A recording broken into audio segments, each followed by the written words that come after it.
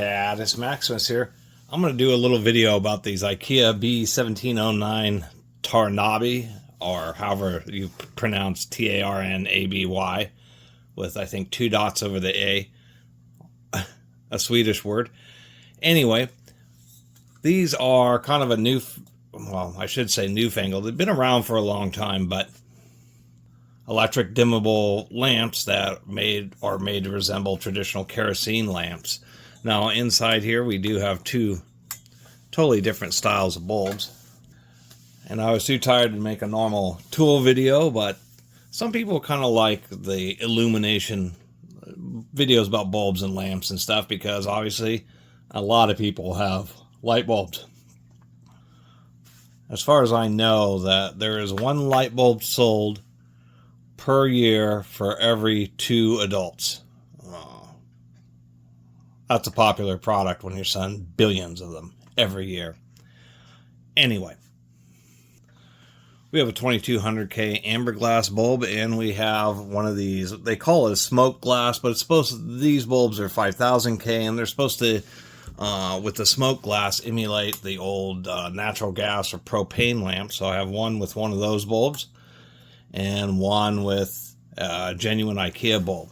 A lot of negative reviews. These things, I think the lamps are cool, but they're 35 bucks, so they're, you know, it's an okay price. But then they don't come with a light bulb. You actually have to order Ikea's special $5 or whatever it is, $7 light bulb. So really the lamp with, you know, Ikea's own bulb is over $40.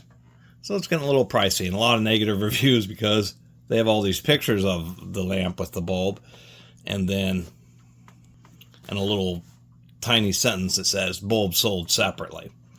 Something that's also interesting is this is a 100 lumen bulb here, and this is a 200 lumen bulb. And at least, actually probably even on camera, they look like they're near the same brightness, but it's just how the eye interprets. And a 2200K warm white versus a 5000K daylight with the more bluish tinge, it appears to be brighter, even though it's actually half the actual lumens. So the bulbs that I'm using here, and so I think these things are kind of neat. They do have genuine glass globes. I do need to wash them, but at least they can be easily washed. They kind of snap into this base, and it is a gold-plated base. What does it say here? Max.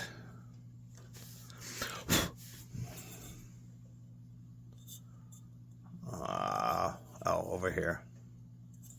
God, I cannot see that. That reflection makes it kind of difficult to use. Max 6 watt. So it is a very weak. It's actually specifically designed with such a minimal dimming circuit that you can't use incandescent bulbs with it, which is kind of hilarious. I suspect that you probably could, but since they just designed it with LED bulbs in mind, they printed that on there. So the bulbs, once again, I was going to mention something kind of interesting here, is that the Ikea bulb's reasonably efficient. I think it's 87 lumens a watt, 2200K, 200 lumens at 2.3 watts, so it's about 87 lumens a watt. This is a Walmart smoked glass bulb, only 100 lumens, but if we look, 3.5 watts at 100 lumens, it's like 28 lumens a watt. I don't really know how to say this. When I find light bulbs at junk stores for cheap, I think bulbs like this I end up paying 25, maybe 50 cents for. So it makes it worth it, because particularly the filament bulbs, some of them are pretty expensive. Even like this great value is like $2.50 a bulb. Actually, these may be more like $4 even I think the great value has been replaced by the Better Homes and Gardens. But I've been to Walmart like twice in the last 10 years or something. But 28 lumens a watt is ridiculous. It's an incredibly inefficient LED filament bulb. It's not a great distinction. I don't think it's a great value when you have an LED bulb with 28 lumens a watt. Quite literally, a standard incandescent bulb will be somewhere between 12 and 15 lumens a watt on old school non-halogen tungsten. And you're looking at 15 to 20 lumens a watt for a halogen bulb. It's quite frankly insane. It means that this LED, modern LED filament light bulb, is only about 30% more efficient than this halogen tungsten bulb, which kind of blows my mind. It means that the Ikea is nearly 3 times more efficient than the Great Value. And something like this Future Lumen, this thing's 133 lumens a watt, or 5 times more. This LED bulb is 5 times more efficient than this LED bulb. Anyway, I digress. So, besides those facts, I just think it's kind of interesting that the different two color temperatures appear to be nearly the same brightness, when one's actually twice the output of the other. And that's kind of what they're designed to be, bedside lamp type of things. There are criticisms about how the cable comes out 90 degrees from the switch rather than out the back. Some people didn't like that. But I do like the cords on these because it is kind of a classic, I guess, a long time ago, old-timey cords were fiber wrapped back in the 1900s, 1910s, 20s. And then they went with synthetic insulation. And now the whole braided or fiber wrapped insulation is making a comeback again, like a century later, which is kind of interesting, but kind of helps with a little bit of the vintage feel. It is pretty smooth dimming on these, to tell you the truth, which is at least a good thing. Turn off that overhead lamp. Another digression is, interestingly enough, I got both of these from Habitat for Humanity. And they had a chandelier there, which had the most bulbs I've seen to date. I've seen quite a few chandeliers that have 8, even 12 bulbs. A lot of them are these glass brass ones, and they'll have 12 bulbs. Which explains why I found so many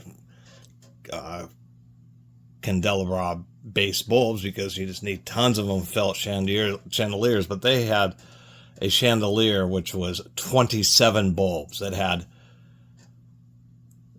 3 bulb clusters, and there were 6 by 3 bulb clusters on a lower tier, and on an upper tier there was an additional 3 by 3 bulb cluster for 27 bulbs. And I thought, even the people, obviously the people who donated it were tired of dealing with the chandelier that had 27 bulbs.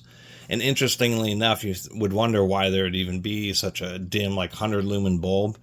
Well, if you have a 27 bulb chandelier, then that would be 2,700 lumens with just a 100 lumen bulb. Anyway, back to the dimming. Really pretty smooth. You can really get the light down just so low.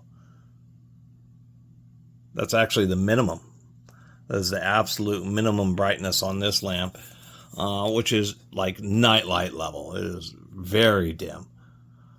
So I think that's kind of neat that at least it is just like a gas lamp where you can really get good variation. Interestingly enough, the IKEA bulb kind of has to jump start, and then you can dim it way down.